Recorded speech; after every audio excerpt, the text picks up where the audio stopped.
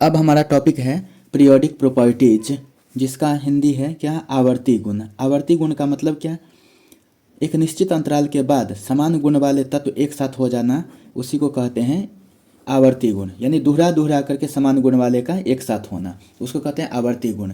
अब है यह क्या पीरियोडिक प्रॉपर्टी, इसकी बात करते हैं। तो देखिए, the properties which are directly और indirectly related to their electronic configuration and show gradual change when we move from left to right in a period or from top to bottom in a group are called periodic properties। अब इसका मतलब क्या हो, इस चीज़ को समझते हैं। The properties, हम तो सबसे पहले लिख देते हैं कि वे गुण which आर, जो होते हैं, which आर, जो होते हैं क्या, डायरेक्टली और इनडायरेक्टली, जिसको हम क्या कर सकते हैं, अनुक्रमानुपाती और व्युत्क्रमानुपाती। ठीक है ना। डायरेक्टली मतलब सीधे, सीधे या उल्टे, ये हो गया सिंपल भाषा में, जिसको हम अनुक्रमानुपाती और व्युत्क्रमानुपाती कहते हैं। अनुक्रमानुपाती और व्युत्क्रमानुपाती, उल्टा को कहते हैं व्युत्क्रमानुपाती, व्युत्क्रम। तो देखिए, the properties which are directly और इनडायरेक्टली रिलेटेड, जो सीधे या उल्टे यानी अनुक्रमानुपाती या व्युत्क्रमानुपाती रूप से रिलेटेड मतलब संबंधित, संबंधित होते हैं किससे, टू देयर इलेक्ट्रॉनिक कॉन्फ़िगरेशन, उनके इलेक्ट्रॉनिक विन्यास से, उनके इलेक्ट्रॉनिक विन्यास से, यानी कि तत्वों के इलेक्ट्रॉनिक विन्यास से सीधे या उल्टे यानी अनुक्रमानुपाती रूप से या व्युत्क्रमानुपाती रूप से क्या होते हैं, रिलेटेड होते, संबंधित होते हैं। एंड और शो दिखाते हैं, एंड और दिखाते हैं क्या, ग्रेजुअल चेंज। ठीक है ना। ग्रेजुअल चेंज का मतलब क्या होता है, लगातार परिवर्तन, जिसको हम लगातार और नियमित कह सकते हैं, रेगुलर और नियमित परिवर्तन, चेंज, परिवर्तन। कब, when we move from left to right, जब हम बाएं से दाएं मूव करते हैं। व्हेन वी मूव फ्रॉम, जब बाएं से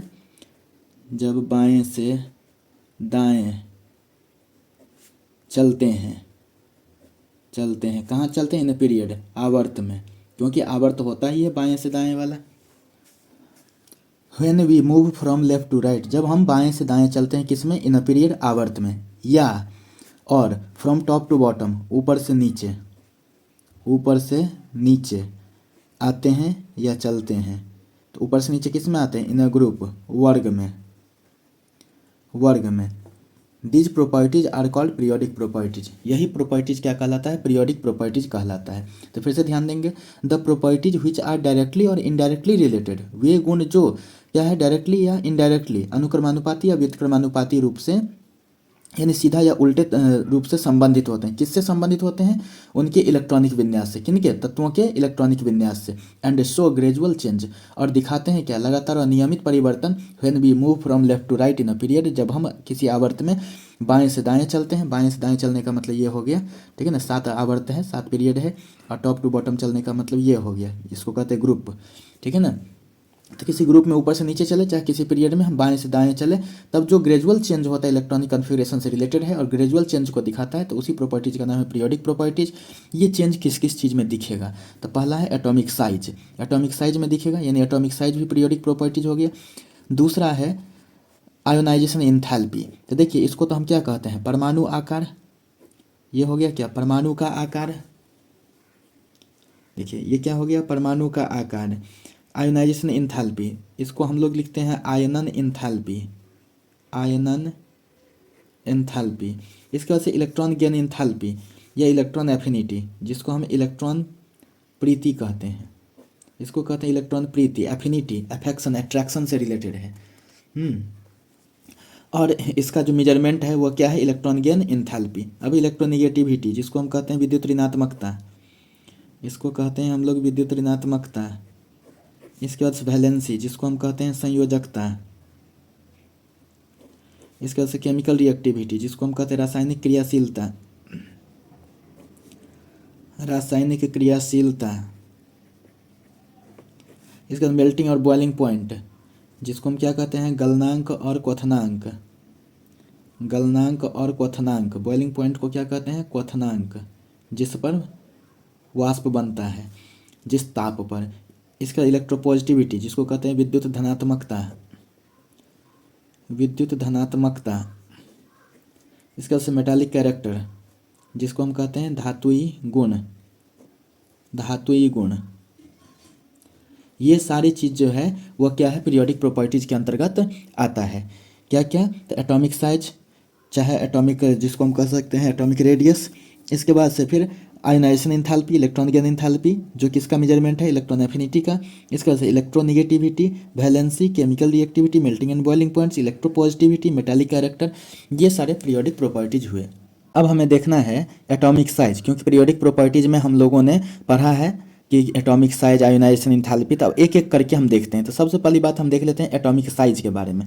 तो देखिए एटॉमिक साइज को किन किन टर्म्स में हम पढ़ सकते हैं? तो एटॉमिक साइज को पढ़ते हैं एटॉमिक रेडियस, चाहे कोवैलेंट रेडियस के टर्म में, दूसरा वैन डेर वाल रेडियस के टर्म में, तीसरा मेटालिक रेडियस के टर्म में, और चौथा आयोनिक रेडियस के टर्म में। तो ये एटॉमिक साइज को हम इतने सारे रूपों में हम पढ़ सकते हैं।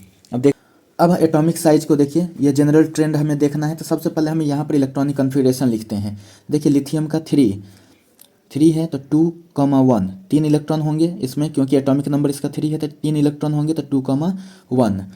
तो फर्स्ट सेल में यानी के सेल में 2 इलेक्ट्रॉन, एल सेल में 1 इलेक्ट्रॉन। अगर हम सोडियम की बात करते हैं तो देखिए तो कितना है? 11 है। तो इसका इलेक्ट्रॉनिक कन्फिगरेशन अगर सेल वाइज देखें तो क्या है? 281। ठीक है, तो के एल एम, इसमें 3 सेल्स, इसमें कितने सेल्स हो गए? 2 सेल्स हो गए। इसके बाद से अगर हम इधर देखें तो इसमें कितने सेल्स हो गए? इसमें 3 सेल्स हो गए, 3 कक्षाएं, 3 कोष। अगर पोटेशियम की बात करते हैं तो देखिए 19 है इसका एटॉमिक नंबर, तो इलेक्ट्रॉन की संख्या भी 19 होगी। तो इसमें देखिए तो कितना 2 8 8 1, इस तरह से इलेक्ट्रॉनिक विन्यास हुआ। इलेक्ट्रॉन को सजाएंगे तो इसमें कितने सेल्स दिख रहे हैं? 1 2 3 4, इसमें कितने? 4 सेल्स दिख रहे हैं, 4 सेल्स। अगर मैग्नीशियम की बात करते हैं तो 12 है इसका, तो 2 8 2। तो के एल एम, इसमें कितने? 3 सेल्स दिख रहे हैं, या ऑर्बिट, सेल या ऑर्बिट। इसके बाद से कैल्शियम की बात करते हैं तो देखिए 2 8 8 2, 20 इलेक्ट्रॉन है इसमें। के एल एम एन, इसमें कितने हैं? 4 सेल्स हैं, इसमें 4 सेल्स हैं। तो इस तरह से आपको क्या पता चला कि हम लिथियम सोडियम पोटेशियम की अगर हम बात करते हैं तो लिथियम सोडियम पोटेशियम जो है हमारा फर्स्ट ग्रुप का, लिथियम सोडियम पोटेशियम जो है फर्स्ट ग्रुप का, 3 11 19, यह फर्स्ट ग्रुप का एलिमेंट है, फर्स्ट ग्रुप का। ठीक है। और अगर हम मैग्नीशियम कैल्शियम की बात करते हैं, मैग्नीशियम कैल्शियम की बात करते हैं तो यह क्या है? सेकेंड ग्रुप का एलिमेंट है, सेकेंड ग्रुप एलिमेंट है, सेकेंड ग्रुप एलिमेंट है यह। तो अब इसमें हमें क्या दिखा? तो हम यहाँ से देख रहे हैं लिथियम सोडियम पोटेशियम के बारे में। तो इसमें 2 सेल, इसमें 3 सेल, इसमें 4 सेल, यानी जैसे जैसे हम ऊपर से नीचे आते हैं ग्रुप में, वैसे वैसे क्या है? सेलों की संख्या बढ़ती जा रही है। ठीक है। इसी तरह सेकंड ग्रुप में देखिए तो मैग्नीशियम और कैल्शियम है, तो जैसे जैसे हम नीचे आते हैं वैसे वैसे क्या हो गया? सेलों की संख्या बढ़ी। कैसे? मैग्नीशियम में 3 सेल्स हैं और कैल्शियम में 4 सेल्स है, तो सेलों की संख्या बढ़ी। सेलों की संख्या बढ़ने के कारण से एटॉमिक साइज भी, इस एलिमेंट का जो एटम होगा उसका साइज भी बड़ा होगा। इसलिए देखिए लिखा गया है इन जनरल, यानी सामान्यतः। इन जनरल का मतलब क्या हो जाएगा? सामान्यतः, सामान्यतः। क्या? The atomic size increases from top to bottom, क्योंकि टॉप टू बॉटम ऊपर से नीचे आ रहे हैं, तो क्या हो रहा है? एटॉमिक साइज, यानी कि हम लिख सकते हैं कि परमाणु आकार बढ़ता है, परमाणु आकार बढ़ता है। फ्रॉम टॉप टू बॉटम, ऊपर से नीचे, ऊपर से नीचे जाने पर, ऊपर से नीचे जाने पर क्या होता है? परमाणु आकार बढ़ता है इन ग्रुप। ठीक है ना, एक वर्ग में। इन ग्रुप का मतलब क्या हो जाएगा? वर्ग में। तो वर्ग में ऊपर से नीचे जाने पर क्या होता है? परमाणु आकार बढ़ता है। किसके कारण से? ड्यू टू इंक्रीज, बढ़ोतरी के कारण, चाहे वृद्धि के कारण। किसकी वृद्धि के कारण? किसके बढ़ने के कारण? तो इन नंबर ऑफ सेल्स, सेलों की संख्या या कोषों की संख्या, सेलों की संख्या, सेलों की संख्या बढ़ने के कारण वर्ग में ऊपर से नीचे जाने पर परमाणु आकार बढ़ता है सामान्यतः। आगे बात समझ में यहाँ पर? ये तो हो गया किसमें? ग्रुप में। अब हम पीरियड में देखते हैं तो देखिए तो इन जनरल, सामान्यतः द एटॉमिक साइज डिक्रीजेज। देखिए ग्रुप में जो इंक्रीज करेगा उसका उल्टा क्या है? डिक्रीज करेगा। किसमें? पीरियड में। तो इन जनरल का मतलब यहाँ पर क्या हो जाएगा? सामान्यतः, सामान्यतः एटॉमिक साइज डिक्रीजेज, यानी कि परमाणु आकार घटता है, परमाणु आकार घटता है, परमाणु आकार घटता है। From left to right in a period, बाएं से दाएं, बाएं से दाएं जाने पर, बाएं से दाएं जाने पर क्या है? किसी आवर्त में। आवर्त में बाएं से दाएं जाने पर परमाणु आकार घटता है। Due to increase in effective nuclear charge, ये किसके कारण? तो यह भी वृद्धि के कारण। किसकी वृद्धि के कारण? समझते हैं इसको। वृद्धि के कारण किस में? इन इफेक्टिव न्यूक्लियर चार्ज, यानी कि प्रभावी नाभिकीय आवेश के कारण। प्रभावी नाभिकीय आवेश जेड स्टार, जिसको कहते हैं effective nuclear charge. Effective nuclear charge बढ़ने के कारण से लेफ्ट से राइट में जाने पर एटॉमिक साइज घटता है, जबकि टॉप टू बॉटम आने पर एटॉमिक साइज इंक्रीज करता है। किसके वजह से? Due to increase in number of cells, सेलों की संख्या में बढ़ोतरी के कारण से परमाणु की संख्या में बढ़ोतरी के कारण से परमाणु आकार जो है बढ़ता है, और इफेक्टिव न्यूक्लियर चार्ज बढ़ने के कारण से परमाणु आकार घटता है। अब रही बात कि इफेक्टिव न्यूक्लियर चार्ज क्या होता है, कैसे निकालते हैं, इस तरह की चीज़ों को तो देखिए सेकंड चैप्टर में जो है ना हमने एटॉमिक स्ट्रक्चर में इस पर भी वीडियो बना रखा है, आप जा करके उसको जो है देख सकते हैं, जिसमें इफेक्टिव न्यूक्लियर चार्ज आपको जो है ना कैसे निकाला जाना है, ठीक है ना, कैलकुलेट करना है कैसे, ये सारा चीज़ बताया गया है। अब जैसे देख लेते हैं यहाँ पर इफेक्टिव न्यूक्लियर चार्ज निकाल करके, तो यहाँ पर देखिए कि कार्बन, नाइट्रोजन, ऑक्सीजन, फ्लोरीन, क्योंकि ये सब एक ही पीरियड के एलिमेंट है। Carbon, nitrogen, oxygen, fluorine, neon, ये सब क्या है? नियॉन, ये सब एक ही पीरियड के, सेकंड पीरियड के एलिमेंट है, तो हमें पीरियड में देखना है ना, ठीक है ना। यहाँ पर तो साइज के हिसाब से जो देख लिए नंबर ऑफ सेल्स बढ़ा तो इसलिए साइज बढ़ा, लेकिन यहाँ पर साइज घटता क्यों है? तो न्यूक्लियर चार्ज बढ़ने के कारण से। तो देख लेते हैं दोगों का निकाल करके। तो सबसे पहली बात देखिए, हम यहाँ पर इलेक्ट्रॉनिक कन्फिग्रेशन लिखे हैं, किसका? कार्बन का। पहले देख कार्बन का 6 होता है, 2,4। इसको अगर हम देखें सब सेल वाइज तो कैसे लिखाता है सब सेल वाइज? ये सब सेल वाइज लिखाता है 1s2 2s2 2p2, ठीक है ना, 2 2 4 2 6। इसमें 7 में देखिए नाइट्रोजन में तो 2,5, तो यानी 1s2 2s2 2p3, 2 2 4 3 7। इसी तरह से इसमें देखते हैं तो सेल वाइज लिखते हैं तो 2,6, सब सेल वाइज लिखते हैं तो 1s2 2s2 2p4, 2 2 4 4 8। अगर हम फ्लोरीन की बात करते हैं तो 2,7, तो देखिए 1s2 2s2 2p5, 2 2 4 5 9 हो गया। अब यहाँ पर जो है ना हम इसके लिए कार्बन और नाइट्रोजन के लिए दुगो के लिए हम देख लेते हैं, उसी से हमें पता चल जाएगा इसका ट्रेंड कैसा चलता है, ठीक है। तो आइए देखिए यहाँ पर इसके लिए कार्बन के लिए इफेक्टिव न्यूक्लियर चार्ज जो हमें निकालना रहता है, हम कैसे निकालते हैं इस चीज़ को पहले समझिए। आखिर यहाँ पर यह क्या है, हमारे पास न्यूक्लियस है, कार्बन की ही बात कर रहे हैं, तो इसमें कितने सेल हैं? 2 सेल है। यहाँ पर देखिए 2 मतलब फर्स्ट सेल, और यहाँ से यहाँ तक देखिए सेकंड सेल, के सेल और एल सेल, तो इसलिए हम 2 सेल यहाँ पर दिखाते हैं, ठीक है। 2 सेल हम दिखाते हैं तो इसमें 2 इलेक्ट्रॉन है, और इसमें कितना 2 2 4 इलेक्ट्रॉन है, 4 इलेक्ट्रॉन है। लेकिन जो इफेक्टिव न्यूक्लियर चार्ज की बात कर रहे हैं तो कौन सा इलेक्ट्रॉन जो है न्यूक्लियस से जो है ना, वो सारे इलेक्ट्रॉन तो न्यूक्लियस से बंधे हुए हैं, अट्रैक्टिव है, मतलब अट्रैक्टेड है, लेकिन अंदर वाले इलेक्ट्रॉन के चलते इस पर रिपल्सन पड़ता है, जिसके चलते हमें इफेक्टिव न्यूक्लियर चार्ज देखना पड़ रहा है। तो जिस इलेक्ट्रॉन को हमें देखना है, तो एक सिंगल इलेक्ट्रॉन को हमें देखना है, वो जो महसूस करे, तो उसको छोड़ करके जो बचा उस पर बात करेंगे। न्यूक्लियर चार्ज के लिए अब हमें निकालना पड़ेगा पहले स्लैटर कांस्टेंट, जिसको हम कहते हैं सिग्मा, स्लैटर कांस्टेंट। ये जो सिग्मा है इसको कहते हैं स्लैटर्स कांस्टेंट, चाहे स्क्रीनिंग कांस्टेंट, स्लैटर कांस्टेंट, चाहे फिर इसको कहते हैं स्क्रीनिंग कांस्टेंट, चाहे फिर इसको और भी हम कहते हैं शील्डिंग कांस्टेंट, इसको क्या कहते हैं? Shielding constant. अब ये जो सिग्मा हो गया इसका वैल्यू अलग अलग, क्योंकि इफेक्टिव न्यूक्लियर चार्ज का फार्मूला होता है Z star equal to Z minus sigma, जहाँ पर जेड स्टार तो इफेक्टिव न्यूक्लियर चार्ज है, इसको क्या कहते हैं? इफेक्टिव न्यूक्लियर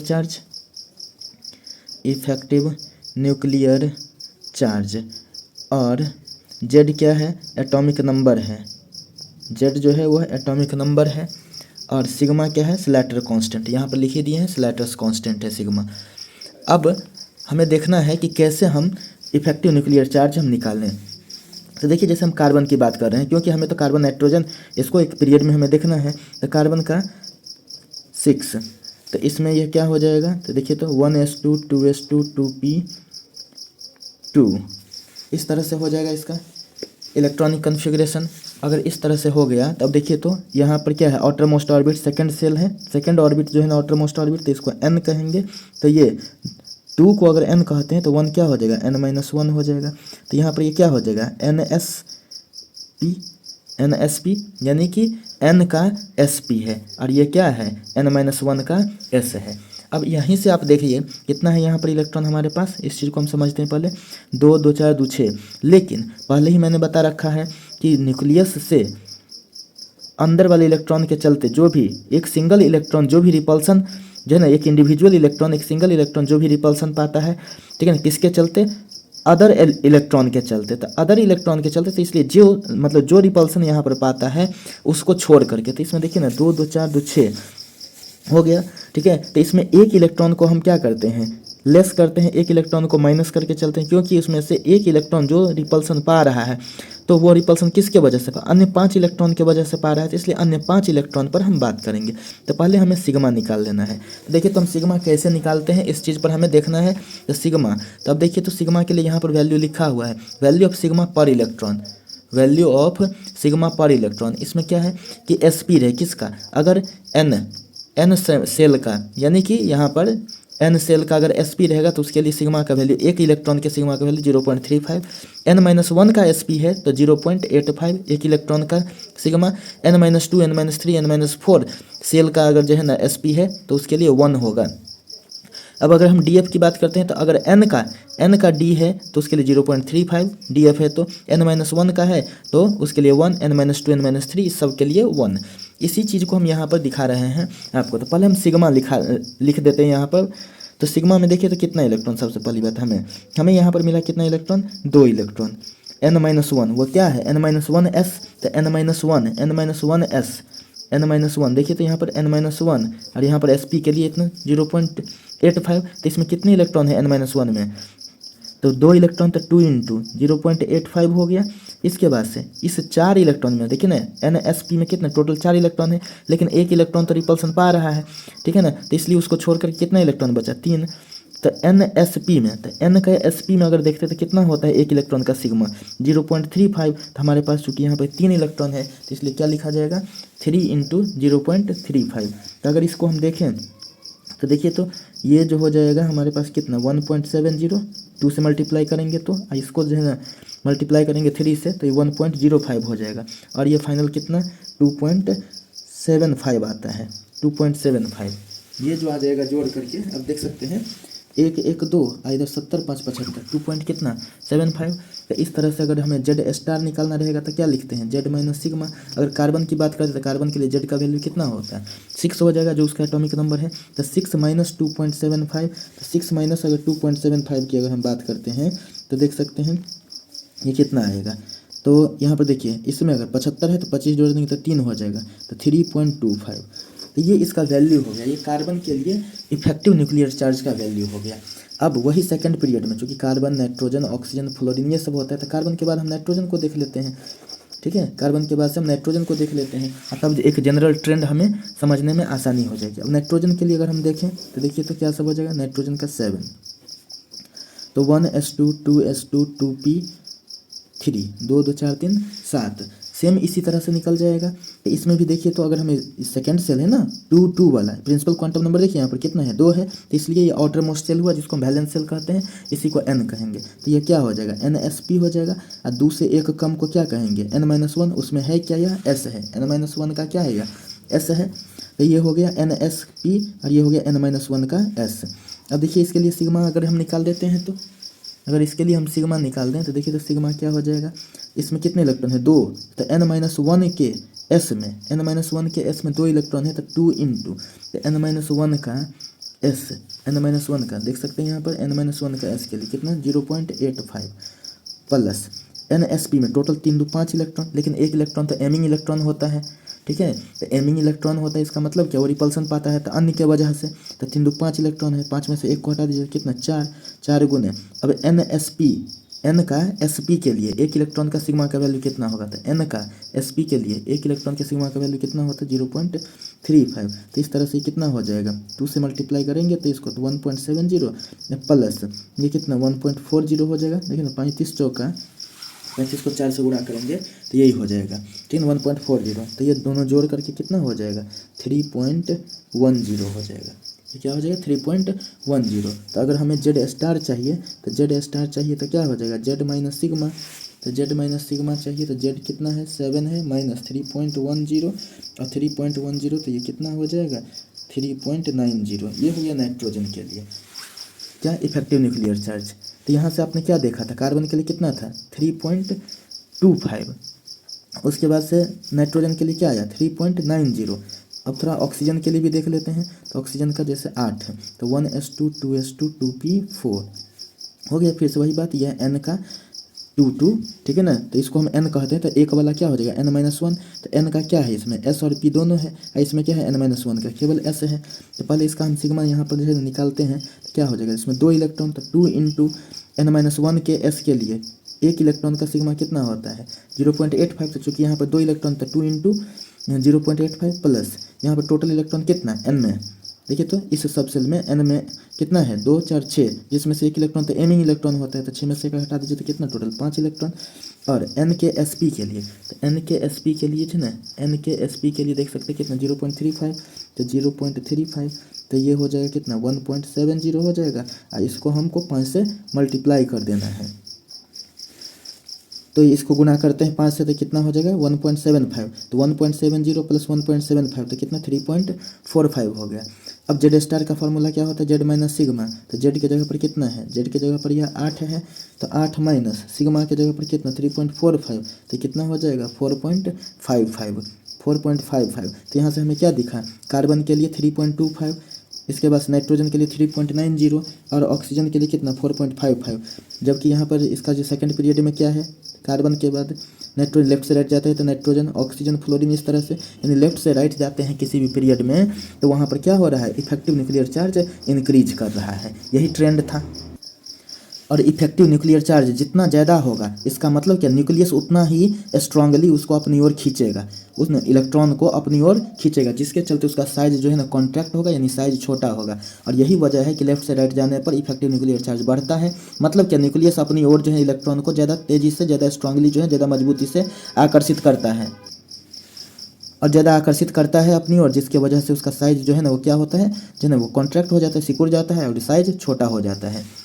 तो इस तरह से देखिए यही चीज़ यहाँ पर जो है ना आपको इस जनरल ट्रेंड में जो है ना लिखा गया है, ये सब जो चीज़ यहाँ पर जो बताया गया है ये वही है। अब है कि जो एटॉमिक साइज है, ठीक है, चाहे साइज ऑफ एटम, तो उसको हम देखिए, इसको क्या हम एटॉमिक साइज कह रहे हैं ना, इसी को साइज ऑफ एटम अलग अलग नाम से जाना जाता है, साइज ऑफ एटम। इसी को जो है हम लोग diameter of atom, diameter of atom, radius of atom, radius of atom, इतने सारे टर्म से इसे जाना जाता है। इसमें से कोई भी टर्म रहेगा तो आपको समझना क्या है एटॉमिक साइज। अब इसको किस किस टर्म में हम लोग यहाँ पर पढ़ते हैं, तो देखिए जिसको हम सिंपली हम एटॉमिक साइज कहते हैं, एटॉमिक रेडियस कहते हैं, क्योंकि देखिए ना यहाँ पर बताया है ना रेडियस ऑफ एटम, तो जिसको हम एटॉमिक साइज कहते हैं उसको हम एटॉमिक रेडियस भी कह सकते हैं। और सीधे एटॉमिक रेडियस कहने का मतलब कोवेलेंट रेडियस होता है। सिंपली एटॉमिक रेडियस चाहे एटॉमिक साइज कहा जाए तो वो कोवेलेंट रेडियस होता है। दूसरा जो होता है उसको हम पढ़ते हैं वैन डेर वाल रेडियस, तीसरा को मेटालिक रेडियस, चौथा का आयनिक रेडियस। यानी कि एटॉमिक साइज को इन सारे टर्म्स में हम जो है ना इन सारे पदों में, इस पदों के रूप में हम इसको अध्ययन कर सकते हैं। तो क्या सब, तो एटॉमिक रेडियस या कोवेलेंट रेडियस। तो चलिए अब यहाँ पर देखते हैं एक एक करके एटॉमिक रेडियस या कोवेलेंट रेडियस ये है क्या, इसी चीज़ को हमें अध्ययन करना है। तो देखिए तो जरा सा यहाँ पर क्या है कि the distance from the centre, centre से, जैसे देखिए कि यह एटम है तो इसका यह सेंटर हुआ, ठीक है, इस सेंटर से डिस्टेंस किसका, ऑफ द न्यूक्लियस का। देखिए from the centre of nucleus, nucleus के सेंटर से, यही जो न्यूक्लियस है, यह न्यूक्लियस के सेंटर से, नाभिक के केंद्र से, ठीक है ना, डिस्टेंस किसका, to the valence shell. Valence shell का मतलब क्या, बाह्यतम कक्षा, ठीक है ना, आउटर मोस्ट सेल या आउटर मोस्ट ऑर्बिट।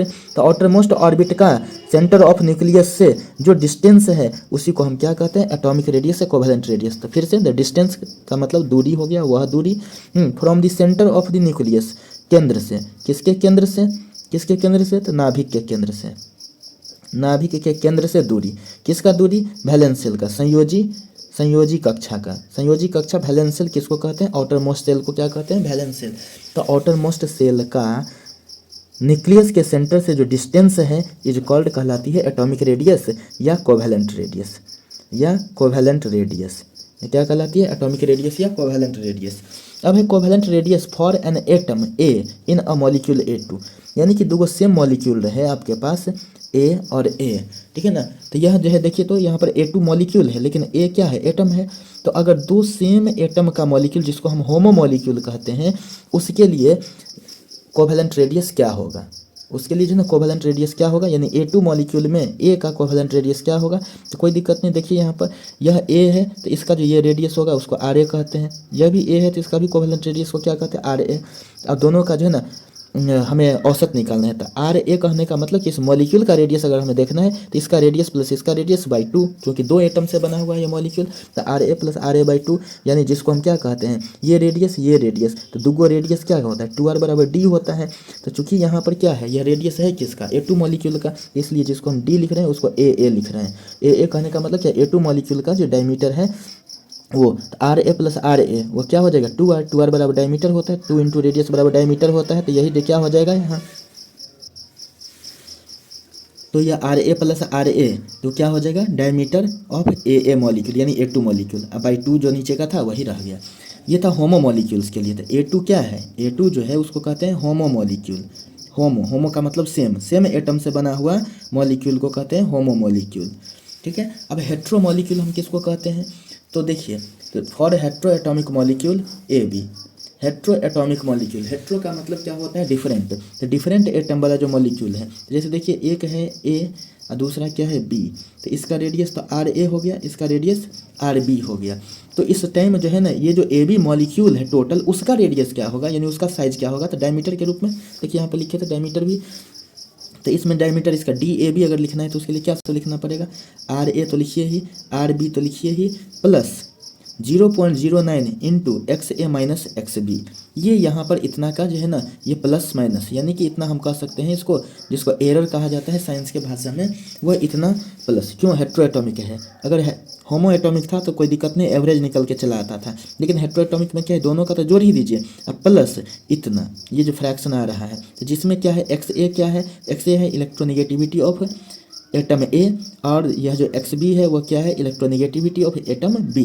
क्योंकि एलिमेंट A अलग है तो उसका एटम A कहलाएगा, और एलिमेंट B अलग है तो उसका एटम B कहलाएगा। तो सबका अपना अपना इलेक्ट्रोनेगेटिविटी है। याद रखना है होमो मॉलिक्यूल्स के लिए सीधे जो है इसको RA कितना हो जाएगा, तो समझिए DA बाई 2। ठीक है, इसमें कोई दिक्कत ही नहीं है, डायरेक्ट आ गया। लेकिन हेट्रोएटॉमिक के लिए जो डिस्टेंस है, जैसे यहीं पर देखिए ना RA बराबर इसमें क्या आया था, DAA बाई 2। तो अगर क्रॉस मल्टीप्लाई कर देंगे तो 2RA हो जाएगा ना, DA कहने का मतलब क्या, A2 मॉलिक्यूल का जो डायमीटर है वो क्या हो जाएगा, 2 इंटू RA, उसमें कोई दिक्कत नहीं। लेकिन इसमें जो है ऐसे भी 2RA होना ही चाहिए था ना, यहाँ पर RA 2RA होना चाहिए था। ये सब हो गया। अब हेट्रो एटॉमिक मॉलिक्यूल के लिए अगर हम देखें तो इसमें क्या है, फर्स्ट का रेडियस, सेकंड का रेडियस, प्लस कुछ extra 0.09 into XA minus XB। तो इलेक्ट्रोनेगेटिविटी ऑफ A जिसको XA कहते हैं, और इलेक्ट्रोनेगेटिविटी ऑफ B को कहते हैं XB। तो ये था कोवेलेंट रेडियस, सीधे एटॉमिक रेडियस कहा जाए तो कोवेलेंट रेडियस। अब दूसरा जो है वो है हमारे पास वैन डर वाल्स रेडियस। ये क्या है वैन डर वाल्स रेडियस, देखिए यहाँ वैन डर वाल्स रेडियस, यहाँ पर 2 एटम है हमारे पास, ठीक है ना, A और A, इस दोनों के कॉम्बिनेशन से क्या बना है, मॉलिक्यूल AB बना है। अब इसका देखिए, तो 1/2 ऑफ द डिस्टेंस, दूरी का आधा, 1/2 ऑफ द डिस्टेंस, इसका मतलब क्या हो गया, दूरी का आधा, किसके बीच, बिटवीन द न्यूक्लियाई, नाभिकों के बीच, बिटवीन द न्यूक्लियाई, नाभिकों के बीच दूरी का आधा, किसके नाभिकों के बीच, of 2 non bonded isolated atoms, 2 non bonded, बिना बॉन्डिंग का आइसोलेटेड। ठीक है ना, हम लिख सकते हैं कि 2 बिना आबंध वाले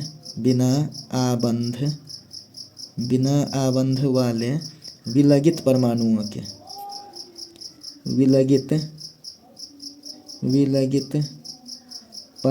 के।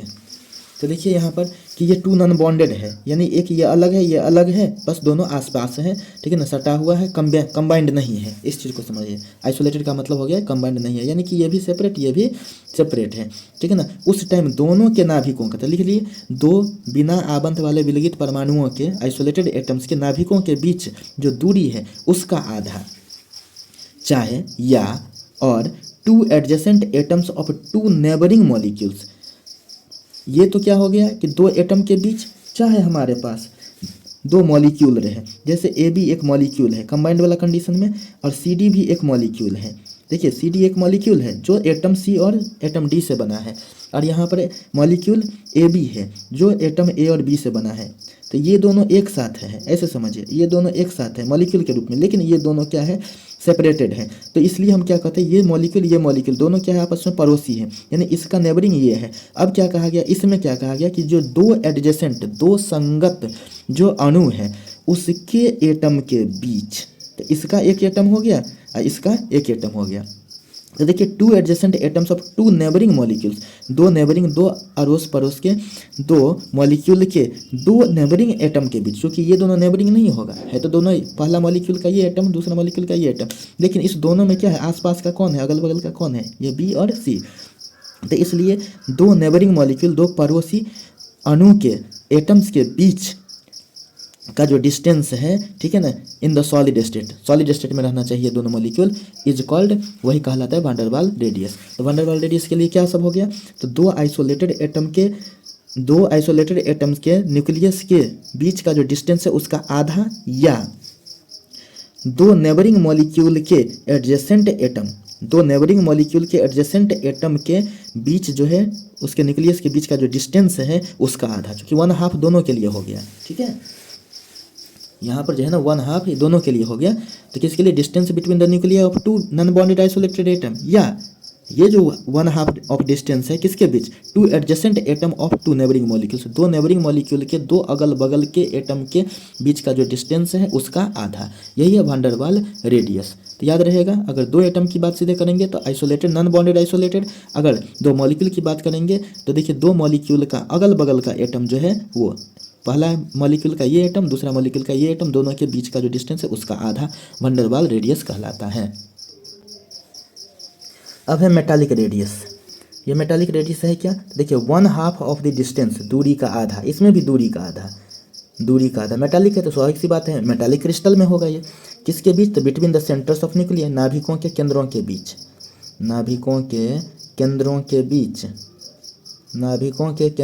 बीच की दूरी का आधा, किसका नाभिक, तो of the two adjacent atoms, ठीक है ना, दो संगत परमाणुओं, एडजेसेंट मतलब आसन का मतलब अगल बगल का, दो आसन परमाणुओं के बीच, दो आसन परमाणुओं के नाभिकों के केंद्रों के बीच की दूरी का आधा, किस में, ये जो टू एडजेसेंट एटम है वो किस में, तो इन द मेटालिक क्रिस्टल, धात्विक क्रिस्टल में, क्रिस्टल का मतलब हो गया सॉलिड फॉर्म, धात्विक क्रिस्टल में दो आसन मतलब दो अगल बगल के परमाणुओं के नाभिकों के केंद्रों के बीच की दूरी का आधा। जैसे देखिए ये कि मेटालिक क्रिस्टल है, तो अगर हम इस एटम की बात करेंगे तो इसका नाभिक यहाँ है, इसका न्यूक्लियस यहाँ है, दोनों के बीच का डिस्टेंस ये हुआ, इस डिस्टेंस का जो आधा होगा यानी इतना, यानी ये जो पोर्शन होगा उसी को कहते हैं मेटालिक रेडियस। तो समझ में आ गया अब कि 1/2 ऑफ द डिस्टेंस, आधा किसका, तो between the centres of nuclei, ठीक है ना। तो देखिए तो यही है, ये न्यूक्लियस, एक से ज़्यादा न्यूक्लियस को कहते हैं न्यूक्लियाई, ठीक है। तो अब देखिए, तो यही चीज़ हो गया कि न्यूक्लियाई के बीच का जो डिस्टेंस का आधा किसका, तो ये टू एडजेसेंट एटम अगल बगल के आसन, किस में, तो मेटालिक क्रिस्टल में। तो ये हो गया 1/2 of the distance between centres of nuclei of the two adjacent atoms in the metallic crystal is called metallic radius. इसको कहते हैं हम लोग मेटालिक रेडियस। अब हमारे पास है आयनिक रेडियस। तो आयन का जो साइज होगा, आयन का जो रेडियस, क्योंकि पहले ही बता दिया एटॉमिक साइज को हम कोवेलेंट रेडियस, इसके बाद वैन डर वाल रेडियस, मेटालिक रेडियस और आयनिक रेडियस के टर्म में पढ़ते हैं। तो अब इसका जो है देख लेते हैं यहाँ पर आयनिक रेडियस। तो रेडियस ऑफ एन आयन, यानी कि हम आयन की त्रिज्या, चूँकि आयन भी जो क्या है, एक स्पेसीज है, मान लेते हैं आयन एक स्पेसीज है, तो उसका भी तो एक त्रिज्या, चाहे उसका डायमीटर जो होता है वही साइज होता है इसका। तो यहाँ पर रेडियस के रूप में है, इसलिए radius of an ion is called क्या, आयनिक रेडियस, उसको कहते हैं आयनिक रेडियस। अब आयन चूँकि दो टाइप का होता है, कौन कौन सा, कैटायन और दूसरा एनायन, कैटायन और एनायन। तो आयन हो गया दो टाइप का, कैटायन एनायन। कैटायन किसको कहते हैं, ions formed by loss of electron, जो आयन्स इलेक्ट्रॉन के लॉस से बनता है उसको क्या कहते हैं, कैटायंस कहते हैं। और यह वास्तव में होता है पॉजिटिव आयंस, क्योंकि जब लॉस होगा इलेक्ट्रॉन का तो वह पॉजिटिव आयंस बनता है, पॉजिटिव आयंस। और एनायंस क्या होता है, तो ये जो है कि ions formed by gain of electron, electron के ग्रहण के द्वारा बनता है, इलेक्ट्रॉन को ग्रहण करने के, इलेक्ट्रॉन को एक्सेप्ट करने के द्वारा जो है ना, इस माध्यम से जो बनता है उसको कहते हैं एनायंस। तो इसको हम कहते हैं निगेटिव, क्योंकि अगर ग्रहण कर रहा है, किसी का खा रहा है, तो इसका मतलब क्या है, वह निगेटिव है। तो इसलिए क्या हो जाएगा, निगेटिव आयंस। तो कैटायंस हो गया पॉजिटिव आयंस और एनायंस हो गया निगेटिव आयन। कैटायन कैसे बनता है, लॉस ऑफ इलेक्ट्रॉन से, और एनायन कैसे बनता है, गेन ऑफ इलेक्ट्रॉन से। ठीक है, अब इसका एग्जांपल देखिए, Na+K+ Mg2+ Al3+ etc, क्योंकि यही पॉजिटिव आयंस है। लॉस होगा, इसमें एक इलेक्ट्रॉन का लॉस हुआ है तो 1+, इसमें भी एक इलेक्ट्रॉन का लॉस हुआ है 1+, इसमें 2 इलेक्ट्रॉन का लॉस हुआ है तो 2+ है, 3 इलेक्ट्रॉन का लॉस हुआ है तो 3+ है। उसी तरह से जब गेन की बात होगी तो एक इलेक्ट्रॉन गेन करेगा तो एक निगेटिव, ठीक है ना, इसमें भी एक निगेटिव मतलब एक इलेक्ट्रॉन गेन किया है, इसमें 2 निगेटिव यानी 2 इलेक्ट्रॉन गेन किया है, इसमें 3 निगेटिव करने का मतलब 3 इलेक्ट्रॉन गेन किया है। यानी नाइट्रोजन जो है 3 इलेक्ट्रॉन गेन किया है, ऑक्सीजन 2 इलेक्ट्रॉन गेन किया है। तो इसलिए एनायन, जब इलेक्ट्रॉन का गेनिंग होगा तो एनायन बनेगा, इलेक्ट्रॉन का अगर जो है ना लॉस होगा तो वह क्या बनता है, कैटायंस बनता है। हो गया। अब देखते हैं यहाँ पर इस दोनों के बीच में अगर हम देखें तो इसको क्या कहते हैं। तो देखिए सोडियम, सोडियम से एक ही इलेक्ट्रॉन निकलता है तब बनता है सोडियम आयन जो कैटायन है, इसको हम कहते हैं क्या, सोडियम आयन, जो एक पॉजिटिव आयन है। कब बना, जब इलेक्ट्रॉन का लॉस हुआ। तो किससे लॉस हुआ, सोडियम से लॉस हुआ, तो सोडियम को कहते हैं पेरेंट एटम। सोडियम को क्या कहते हैं, पेरेंट एटम कहते हैं। और इसको क्या कहते हैं, Na+ को, यह डॉटर स्पेसीज हो गया किसका, सोडियम का। जो सोडियम आयन है वो सोडियम से बना हुआ है तो इसलिए यह कैटायन है। जो सोडियम आयन जो कैटायन है एक, वो क्या है, सोडियम का डॉटर आयन है, मतलब डॉटर स्पेसीज। तो ये पेरेंट एटम और ये हो गया कैटायन। इसी तरह से इधर की तरफ हम देखें तो Cl तो हो गया क्या, पेरेंट एटम, उसमें एक इलेक्ट्रॉन ग्रहण होगा, यानी कि Cl एक इलेक्ट्रॉन को गेन किया तब जाकर के क्या बनता है, Cl-, जिसको हम एनाइन कहते हैं। तो पेरेंट एटम, कैटायन, एनाइन, ये सब चीज़ समझ गए। अब देखिए size of cation is smaller than parent atom. Cation का साइज जो है ना, क्योंकि अब देखिए ना ये था एक लॉस कर दिया तो घट न गया, तो घट गया मतलब साइज स्मॉलर हो गया, ठीक है ना। अब क्यों ऐसा, तो due to increase of effective nuclear charge. ठीक है, अब इफेक्टिव न्यूक्लियर चार्ज की बात हम कर रहे हैं, तो क्योंकि इलेक्ट्रॉन का जो लॉस होता है तो इफेक्टिव न्यूक्लियर चार्ज Z* बढ़ जाता है, Z* बढ़ने के कारण से साइज कॉन्ट्रैक्ट होता है, इसलिए स्मॉलर साइज। तो अगर पेरेंट एटम और कैटायन में देखा जाए तो किसका साइज छोटा है, कैटायन का, किसका साइज बड़ा है, पेरेंट एटम का। तो इसलिए साइज अगर देखें तो पेरेंट एटम सोडियम का साइज बड़ा है और उसके डॉटर का साइज क्या है, उसके डॉटर स्पेसीज का, सोडियम आयन का, छोटा है। उसी तरह से इसका जो हो जाएगा वो क्या हो जाएगा, एनायन का साइज बड़ा हो जाएगा पेरेंट एटम से। देखिए size of anions are greater than parent atom due to decrease of effective nuclear charge. पहले मैंने बताया था इफेक्टिव न्यूक्लियर चार्ज अगर इंक्रीज करेगा तो साइज क्या होता है, डिक्रीज करता है, लेकिन इफेक्टिव न्यूक्लियर चार्ज डिक्रीज करेगा तो साइज क्या होता है, इंक्रीज करता है। ठीक है, ये चीज़। तो इसमें क्या था, कैटायन वाला केस में इफेक्टिव न्यूक्लियर चार्ज, इलेक्ट्रॉन के लॉस होने से इफेक्टिव न्यूक्लियर चार्ज बढ़ जा रहा था तो साइज छोटा हो जाएगा। लेकिन इसमें क्या है, एक इलेक्ट्रॉन को गेन किया है ना, साइज ऑफ एनायन, एनायन कब बनता है, इलेक्ट्रॉन की गेनिंग से। इलेक्ट्रॉन का अगर गेन होता है तो उसमें इफेक्टिव न्यूक्लियर चार्ज घट जाता है। इफेक्टिव न्यूक्लियर चार्ज घटेगा तो इसका मतलब क्या, मजबूती से न्यूक्लियस की तरफ खींचने वाला कम हो गया तो वो साइज क्या हो जाएगा, बड़ा हो जाएगा, साइज बड़ा हो जाएगा। तो इस केस में अगर हम देखें तो पेरेंट एटम का साइज जो है, पेरेंट एटम का साइज छोटा हो जाएगा, किससे, एनाइन से, डॉटर स्पेसीज से। किस केस में, एनाइन के केस में।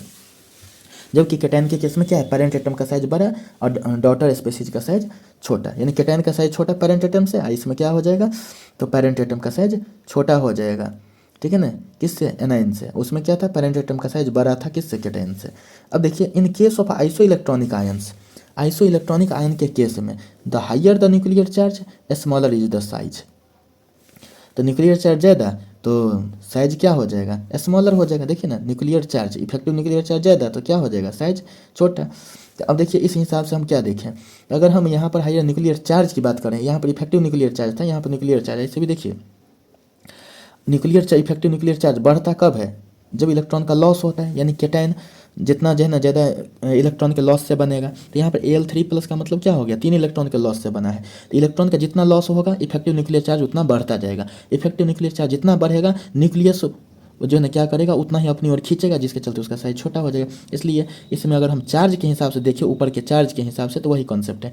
तो Al3+ का साइज सबसे छोटा, क्योंकि इसमें 3 इलेक्ट्रॉन निकल चुका है, इफेक्टिव न्यूक्लियर चार्ज सबसे ज़्यादा है, इसलिए साइज छोटा।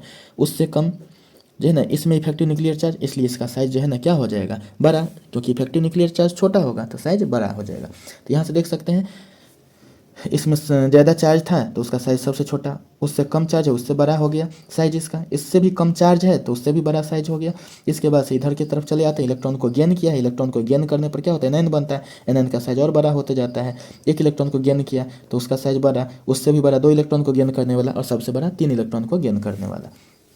तो ये सब चीज़ हो गया आइसो इलेक्ट्रॉनिक केस में। आइसो इलेक्ट्रॉनिक केस कैसे है इस चीज़ को भी समझ लीजिए। इस चीज़ को हम यहाँ पर ऐसे समझाते हैं, एल्युमिनियम 13 होता है, एल्युमिनियम 13 होता है, ठीक है ना। अब इसमें से क्या है Al3+ बनना है, तो Al3+ कब बनेगा, तो एल्युमिनियम में से 3 इलेक्ट्रॉन माइनस होगा तब Al3+ बनेगा। तो 13 है, 3 इलेक्ट्रॉन माइनस हो गया तो कितना बचा 10 इलेक्ट्रॉन। उसी तरह से मैग्नीशियम का होता है 12, 12 में से यानी कि मैग्नीशियम में से 2 इलेक्ट्रॉन लॉस हुआ तो क्या बनता है Mg2+ बनता है। तो 12 में से 2 इलेक्ट्रॉन घट गया तो कितना 10 हुआ। उसी तरह से अगर हम सोडियम की बात करते हैं तो 11 होता है, और सोडियम से 1 इलेक्ट्रॉन लॉस होता है तो क्या बनता है सोडियम प्लस। 11 में से 1 इलेक्ट्रॉन घट गया तो कितना 10। इसी तरह से फ्लोरीन की बात करते हैं 9 होता है, लेकिन फ्लोरीन को 1 इलेक्ट्रॉन मिल जाए तो 9 1 10, तो ये फ्लोरीन माइनस, क्योंकि इलेक्ट्रॉन को ग्रहण करने वाला क्या होता है निगेटिव। तो 9 1 10 इलेक्ट्रॉन इसमें हो गया क्योंकि ग्रहण किया है। उसका ऑक्सीजन की बात करते हैं 8 होता है, ऑक्सीजन में 2 इलेक्ट्रॉन ऐड होता है तो ऑक्सीजन पर 2 माइनस, तो 8 2 10 इलेक्ट्रॉन हो जाएगा। और इसके बाद से अगर हम नाइट्रोजन की बात करते हैं 7 होता है, नाइट्रोजन में 3 इलेक्ट्रॉन यह ग्रहण करेगा, 7 अपना 3 इलेक्ट्रॉन को ग्रहण किया तो 3 इलेक्ट्रॉन को ग्रहण किया तो 3 माइनस, और 7 3 10 इलेक्ट्रॉन। तो सबके पास क्या है 10 इलेक्ट्रॉन है ना, ये सारे जो स्पेसीज है उसके पास 10 इलेक्ट्रॉन है, इसलिए क्या है आइसो इलेक्ट्रॉनिक्स है, इसलिए क्या है आइसो इलेक्ट्रॉनिक स्पेसीज है, इसको हम आइसो इलेक्ट्रॉनिक स्पेसीज कहेंगे। इसलिए आइसो इलेक्ट्रॉनिक स्पेसीज में क्या है जिस पर जितना ज़्यादा चार्ज, यूँ कहें जिसके पास जितना ज़्यादा इलेक्ट्रॉन को लॉस करेगा उसका साइज उतना छोटा होगा, इलेक्ट्रॉन को गेन करते जाएगा तो वह क्या हो जाएगा साइज बड़ा होते जाएगा। अब देखते हैं the order of radii. Order of radii देखिए, इसको जो है हम 4 टर्म में पढ़े थे, कोवेलेंट रेडियस पढ़े थे, इसके बाद वंडरवाल पढ़े थे, मेटालिक पढ़े थे, आयनिक पढ़े थे। तो उधर आयनिक को छोड़ करके अगर हम उधर की तरफ देखें, ठीक है, चूँकि आयनिक का तो अलग कॉन्सेप्ट है, तो इसमें देखिए तो कोवेलेंट रेडियस का जो साइज जो है सबसे छोटा उससे बड़ा होगा मेटालिक रेडियस का, और सबसे बड़ा होगा वंडरवाल रेडियस का, साइज सबसे बड़ा होगा। तो इस तरह से एटॉमिक साइज का जो है ना कॉन्सेप्ट हमने यहाँ पर अध्ययन किया।